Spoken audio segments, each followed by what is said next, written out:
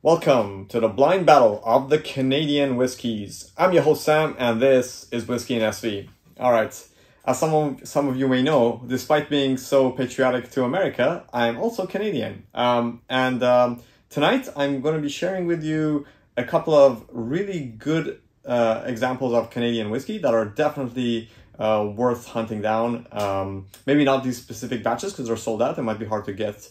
But I want to introduce to you the Found North whiskies. Basically, Found North is a couple of brothers in Canada that decided. Actually, I don't know if they're in Canada now. Anyways, it's a couple of Canadian brothers, Nick and Zach Taylor, and they basically just take really interesting and old Canadian whiskies and they blend them for the American palate, whatever that means. I guess that means usually for more like bourbon drinkers, like, you know, caramel, vanilla kind of notes, rather than the Scotch profile, right? They have a website where you can order the whiskeys directly from them. So, I mean, of course you can buy it in stores, usually more specialty stores, but you can just order them online. They're a bit pricey, but not for what you're getting. I mean, these two that I have here, one of them is a 17-year and one of them is an 18-year. They're actually like the same whiskey, but kind of aged. The second one is just finished a little bit in a PX glass. I'll get into the details about that in a second.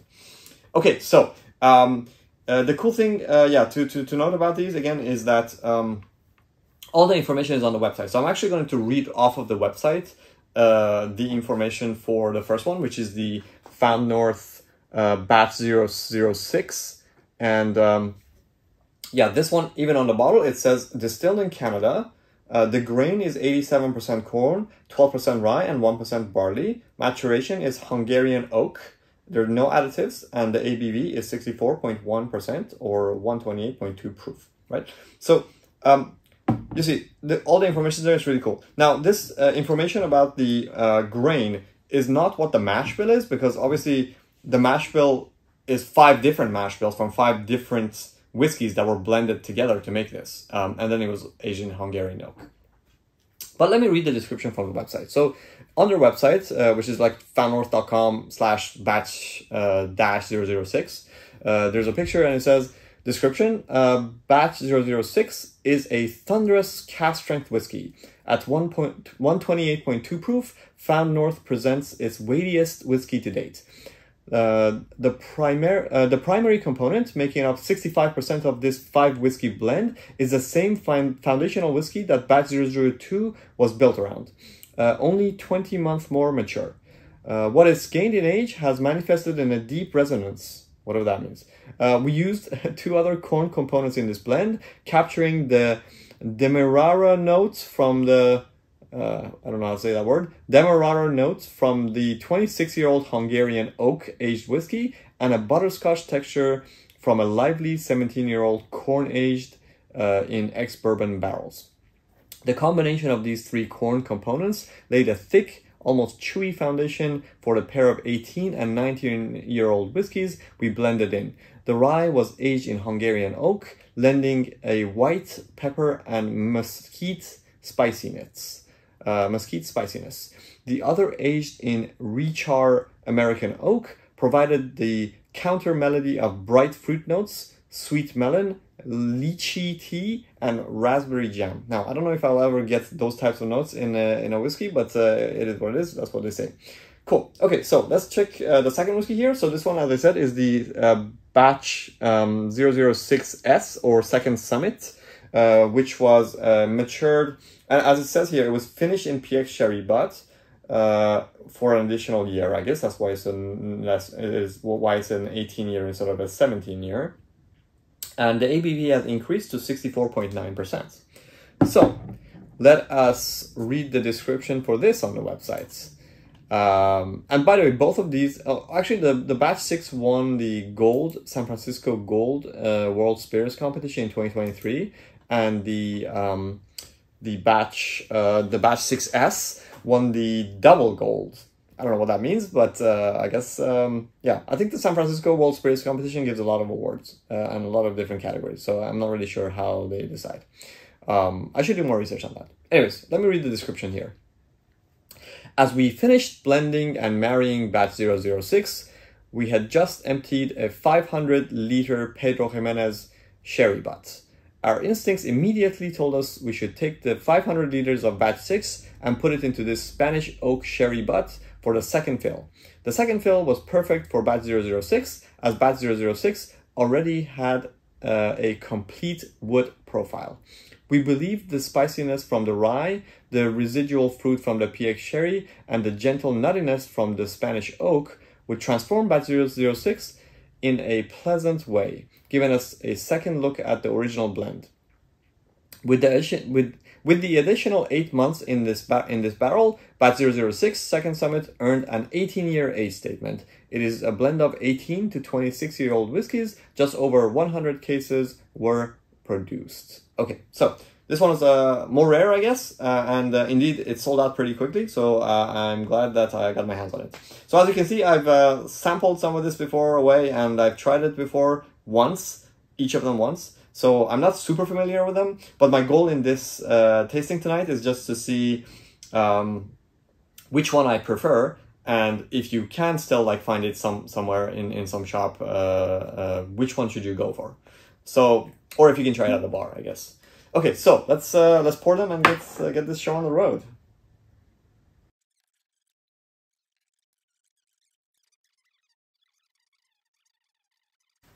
Cool. So let's go for this. Turn this off. All right. As usual, we will nose first. Make sure these are visible. We'll nose them first and give some impressions, and then we'll taste them. So, okay, straight away on the nose, I'm reminded of a bourbon. A bourbon that's kind of fruity, but also has like a fair amount of vanilla and caramel. The ethanol note is also there. So you have to kind of be careful how you breathe this one. I'm not sure if I get any specific. There's a toffee note to it. Maybe like a bit of a honey note. Yeah, I'm not sure if I'm getting like PX on this. I do think there's a little bit of a PX-ish kind of notes in that fruitiness that I'm getting in it, but I'm not sure. I think the majority of what I get is like this kind of sweet toffee caramel note. Okay. Very similar nose, but just that's the fruitiness that I was getting in this one is not here actually. It's a little bit more muted. Yeah, I think that's how I would describe it. This one seems more layered. It has more layers. Interestingly, this seems to have a little bit more ethanol. I mean, they're pretty close in ABV, but I don't know why this one seems a little bit more. There's more like alcohol vapors. No, but this one has some. Okay. There's not a whole lot of difference between these two, to be honest, on the notes. I mean, I really struggle to like tell the difference. But yeah, if I was to guess right now, I think this one, the one that has some PX. It's been mellowed out a little bit, I think, compared to this one, and there's that additional layer of complexity. Okay, so let's go for the palate now.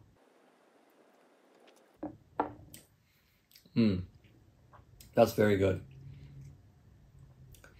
Yeah, I'm pretty sure this has gotta be the one that's finished in PX, because there is definitely like sherry notes all over this. And I don't know if that could be coming from the Hungarian cask. I don't know what type of cask that is, or if it has like some wine stuff in it, but it's like, it arrives like a bourbon, and there's like kind of like this vanilla and caramel notes, and then some oaky notes, and then like just there's like lots of like dark berries and raisins and honeys and things that I would normally associate with a sherry. Okay, let me try it one more time. Yeah, quite a lot of spices as well, to be honest.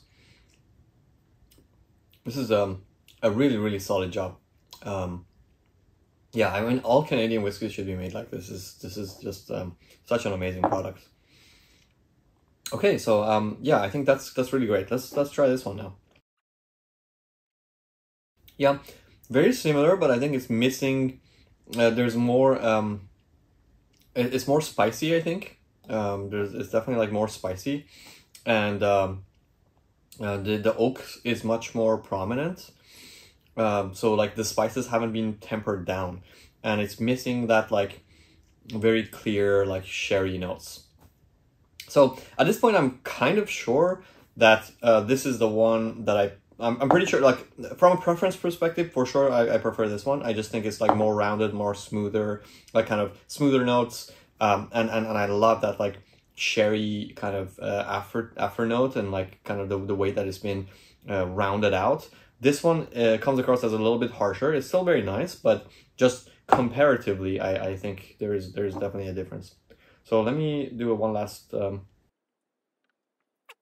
A lot more of the oak comes through in this with the spices, and it's like kind of mouth drying. There's like these kind of tannins, and yeah. Okay, one last time on this one. Yeah, definitely the nose on this is way preferable. It's just like you get confused between a bourbon and like a very nice like sherried scotch, but definitely leaning more towards the bourbon. So yeah, definitely preferable. It's just overall rounder, just more complex, more layers to it. Doesn't have those harsh tannins as much. The spices are much more managed. Okay, so let's do the reveal. Number 2, yes, excellent. So this is number 1. Yeah, correct. So I got it right. I'm glad that I got that right, because I had tried it before and I knew that the Second Summit is my preferred one. So I think like, yeah, if you're out to, and you have a choice to get either, I would definitely, well, you know, if you're like me and you just kind of want to try them side by side, obviously you have to buy the old one. But yeah, if you have to only buy one, and they are kind of expensive, they're about $150. So if you have the option of buying just one, then I think the Second Summit is really an excellent whiskey. And it's an 18-year, you know, and I think it's a mix of 18 up to 26-year-old whiskeys. So it is really pretty great value at $150. So yeah. That's it. That's the end of the episode. I hope you enjoyed it. Go out there and try some Five North. I think they're really great products. Okay. See you next time. Bye.